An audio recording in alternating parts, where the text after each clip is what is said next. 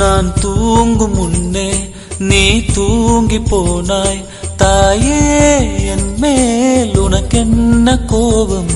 கண்ணான கண்ணே, என் தெய்வ பெண்ணே, கண்ணில் தூசி நீ ஊத வேண்டும்.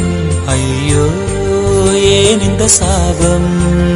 எல்லாம் என்றோ நான் செய்த பாவம். பகலும் இரவாகி பயமானதே அம்மா, விளக்குன் துணையின்றி இருளானதே. உயிரின் ஒரு பாதி பறிபோனதே அம்மா, தனிமை நிலையானதே. அம்மா அம்மா, நீ எங்க அம்மா? உன்னை விட்டா